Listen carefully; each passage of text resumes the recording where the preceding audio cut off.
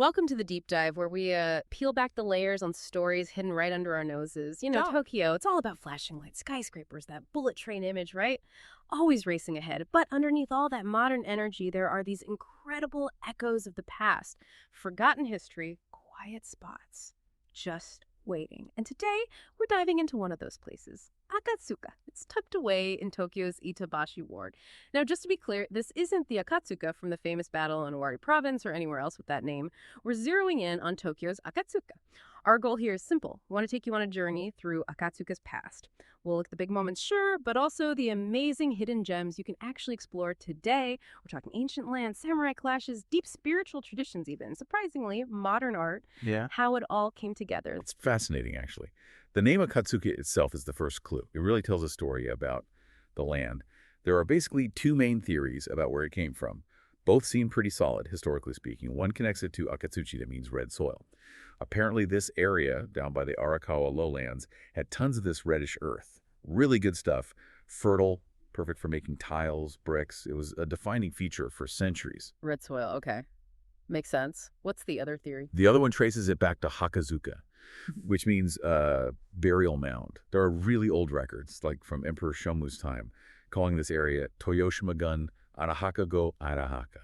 So the thinking is, over time, Arahaka sort of morphed linguistically, Arahaka. Akatsuka. And then eventually Akatsuka. Maybe because the mounds themselves looked reddish. That's one idea. And back in medieval times, this wasn't just a small spot.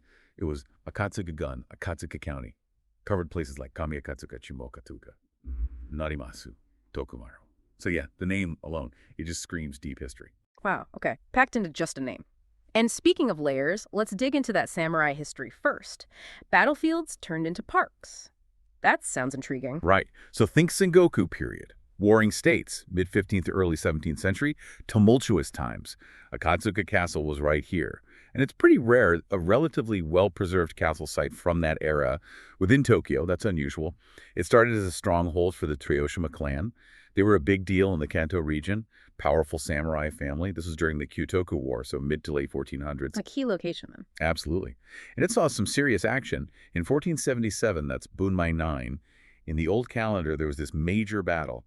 Toyoshima Yasutsune and his forces against Ota Dokan. Now, Dokan, he was a brilliant strategist, the guy who later designed Edo Castle. The Toyoshima fought hard, but Dokan's forces took the castle. It was a turning point, really marked the decline of the Toyoshima power. And that links to Edo Castle. Well, yeah, indirectly. Dokan's victory here and his other moves in Kanto helped pave the way for building Edo Castle later on, the future Tokyo, essentially. After the Toyoshima, the Chiba clan used it for a bit. They were vassals of the Hojo. But then Toyotomi Hideyoshi besieged Odawara Castle in 1590, defeated the Hojo, and Akatsuka Castle was just abandoned. End of an era for it. Incredible. And you can actually walk this history today. You can. It's now the Akatsuka Castle Ruins Park. It's surprisingly peaceful. You can still make out the shapes of the empty moats, the earthen mounds, the defensive structures. Nature softened them, but they're there. There's even a monument, the legendary pine tree of Toyoshima Yasutsune. You can imagine him resting there, maybe. Plus, they've put up really helpful explanation boards. They do a good job of helping you picture what it was like back in the Sengoku period. Okay, that sounds like a must visit. Any best time to go? Spring is pretty magical. The cherry blossoms come out, framing the old ruins. It's beautiful. Honestly, a bit of a secret spot for photographers. And here's a tip. Combine your visit with the Itabashi Ward Local History Museum. It's nearby. They've got artifacts covering everything from Jomon times up to modern day, but crucially, specific medieval exhibits on Akatsuka's samurai past. Really brings it to life. Good tip. Okay, so from fierce battles, let's shift gears completely. Gardens. Tell me about this master horticulturist. Right, the Akatsuka Botanical Garden, officially opened in 1956, but its story goes way deeper. This land was actually the testing ground for a guy named Izu Senbon, famous Edo period horticulturist, known for really unique bonsai. His real name was Kobayashi Yoshiwasa. Senbon means a thousand bonsai, bit of a nickname. Came partly from his skill, partly because he was from Izu. 1,000 bonsai. Wow. Yeah, he was incredibly skilled and clever, too. He used that local red soil we talked about, the Akatsuchi. The connection. Exactly. He knew it was perfect for cultivating rare plants. He really understood the local environment. There's even a legend about his masterpiece, the 1,000-year pine bonsai. Supposedly, he found it wild in Akatsuka's forests and nurtured it. He even presented it to the 11th shogun, Tokugawa Ieyasu. Whether totally true or not, it shows his connection to this specific place. So what can you see of his legacy today in the garden? Well, there's the Izu Senbon Memorial Garden area, which preserves that traditional bonsai art style he influenced. You should also look for Senbon no Izumi, the fountain of Senbon. Just a small spring, but supposedly where he got water for his plants every day. A nice little detail. And they have a greenhouse with endangered plants, some descended from varieties of Senbon himself cultivated. It's like a living link to the past. That's amazing. Any hidden experiences there? There is something quite special, yeah. It's called the Wishing Bonsai Area. Visitors can write a wish on a little wooden tag, a bit like an ima tablet at a shrine, and hang it on a bonsai. The idea is, as the plant grows, your wish might come true. It taps into that deep Japanese connection between nature's vitality and human hopes. Sort of echoes Senbon's own work, nurturing potential. I like that. A bit of hope growing alongside the plants. Okay, so we've had castles, gardens. Let's talk about the spiritual side of Akatsuka. Definitely. Akatsuka has a deep spiritual heritage. A key site is the Akatsuka Fudōson. His formal name is Takasanji Temple. It goes back to the late Heian period. Founded by a famous monk, Jikaku Daishi Enin. And it wasn't just a temple, it was the Shugendo training ground. Shushikendo. That's the mountain ascetic tradition, right? Blending Shinto and Buddhism. Exactly. Rigorous training in nature to achieve enlightenment. So this temple was a serious place for spiritual practice. It's especially known for its powerful statue of Fudo-myu, the fierce protector deity. And there's a legend connected to it. A really touching one from the Edo period. About a woman named Okinu. Her mother had a terrible eye disease. So Okinu walked all the way from Nihonbashi to Akatsuka Fudōson every day for 100 days to pray for her mother's recovery. Wow, that's incredible dedication. It really is. And the story goes, on the 100th day, Fudo-myu appeared to her in a dream and told her to use water from a spring behind the temple. She did. And miraculously, her mother's eyes were healed. It's a powerful story of faith and healing that people still remember today. Can you still find that spring? Yes. It's called the Maeyatsugawa no Ido, the eye healing well. The water still flows. People often go there and just symbolically wipe their eyes with the water, praying for health. It's quite moving. And behind the temple, there's something else quite unique. An 88-station training path. It basically recreates the famous Shikoku pilgrimage route in miniature. So people who can't travel all the way to Shikoku can still undertake a version of that spiritual journey right there in Akatsuka. That's fascinating. A pilgrimage in the city. Any specific events to look out for? Yeah, try to go on the 28th of the month. That's Fudōson's festival day. They hold a monthly Goma prayer.